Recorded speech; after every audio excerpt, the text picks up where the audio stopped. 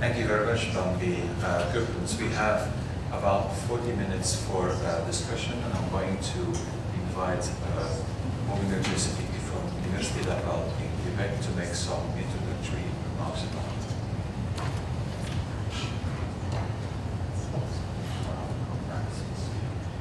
it. Thank you very much. Hey, it's not easy to comment in the general context. It seems to me that the first common element and the first conclusion can be that the fate of the Congo culture is the best demonstration that the present form of the nation state is totally appropriated to people cultural claims, but the same can be said about Belgium. So the common trade between Belgium and the Congo. Perhaps that's in disorder, at least at the beginning. The second striking element is that finally, as Bambi Goodmans said, those who were initially seen as the worst of colonizers, the Flemish in the Congo, because they were the closest to the people, and also because they were speaking the language that people mostly not understand at all when they spoke among them, became today, in many cases, the cultural ethnic heroes. We'll start from there, but it's the best example who was not personally very devoted to the Congo culture. When I arrived the first time in '68 in Bandaka and asked people about Congo, about not Lingala, but Mongo words, objects, they said, look, I don't really very know Congo. Go to the father Gustav. He is the best native Mongo speaker. And you can say the same about many regions. In many today ethnic groups, the former Flemish missionaries who were linguists or ethnographer or both, are today a kind of the ethnic hero. Again, because I know Bandaka and the region, when Father Ulstad died in Bandaka, because he said that he can't die elsewhere than there, the pine, so this piece of fabric that people were printed with his face, and the woman. And the colors of the Flemish flag. Yeah. So we can see those paradoxical changes, and one of the other elements of these paradoxical changes is that, as you know, and many colleagues here, during the whole colonial period, people were taught in Catholic schools, mainly because very few Protestant schools taught some English. But in Catholic, the Catholic schooling system was kind of the official system because it was conventioned by the colonial state. The old primary schooling is done in local languages, in regional languages, not in local in the sense or ethnic groups languages. Mainly in four, but there were some exceptions. So the access to French, in a way, was denied to ordinary people almost up to independence, up to Villeray law and the creation of non-confessional schools with the access to French. Otherwise, only candidates for priesthood were at the higher, it was not fully secondary level at the beginning, but at the higher level of the primary school, they were taught French. So the Mobutu reaction, we want Molière language, was the reaction of all this paradoxical reaction if you compare French Congo and Belgian Congo. On the other side of the river, it was this paradoxical reaction, we want French. We don't want schooling in national language because the schooling system was the system of exclusion from the access to the global world, from the access to the universal culture. And so now we have as the Congo is not the only example in the world, so I'm not saying it's an exception. This reverse return to local roots, return to local cultures, return in a way to the form of autochthony that we have all over the world, in the United States, in Canada, with Indians and other native groups. So we see those movements as, I think, people's reaction to the double wish to leave local culture, but to have access to the universal culture.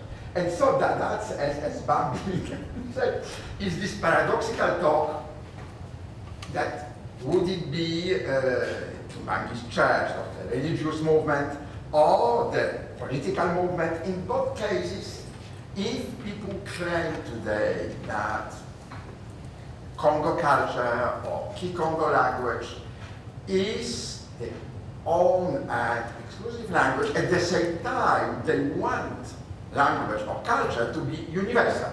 So they are both closed and open to anyone who wishes to see.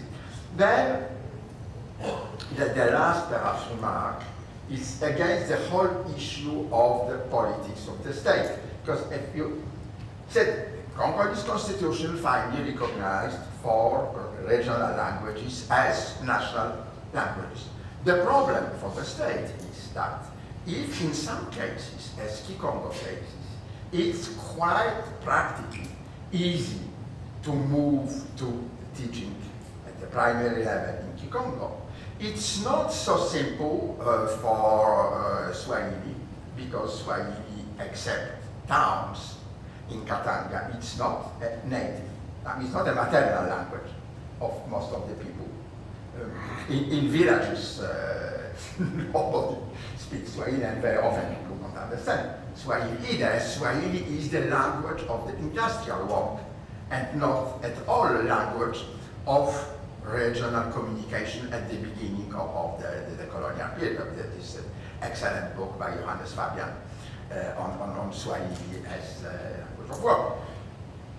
Lingala was a language of much more trade and then army communication, much. And then there is a whole discussion, is it really a native language? Or is it a language of the colonizer created using commercial idioms?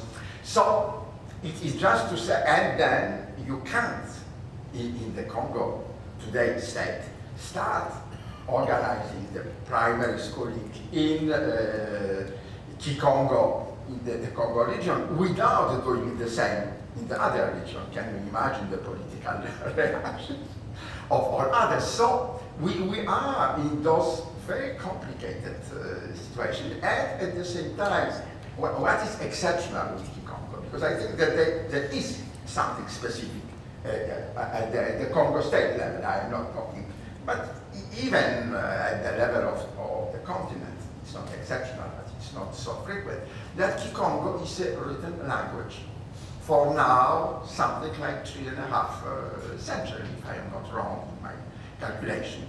So there is an old practice, tradition of a written Kikongo.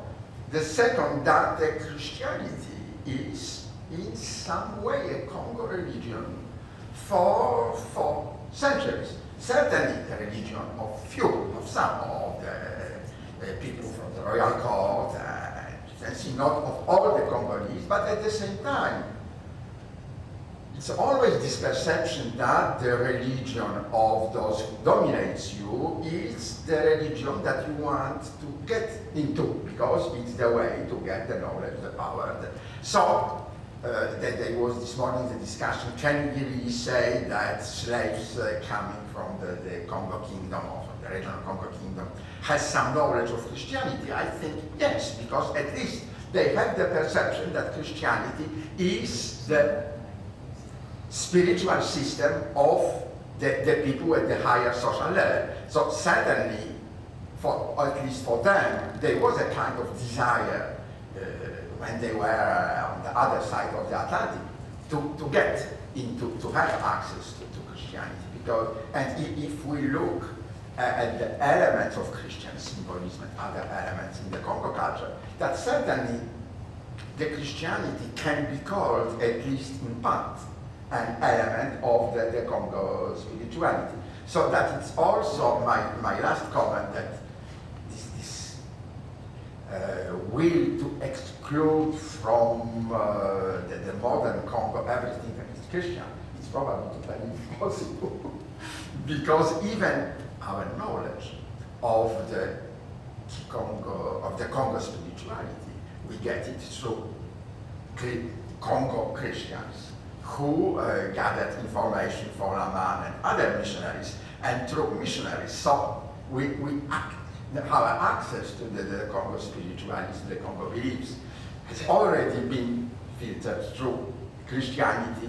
Anyway, to conclude, it seems to me that what is probably the most interesting, that then most of Congo intellectuals today, with the key, not with the C, are people who are conscious of not only the spread of the people of Congo descent over the world, but also about the impact of elements of the Congo culture that we are talking today. And I would say it doesn't matter at some point if all factual elements are true or not. But when one of my Haitian friends, jazz guitarist himself, said to me, look, rumba is certainly Congo because rumba came from Kumba. So the rumba is a Congo creation because rumba was invented by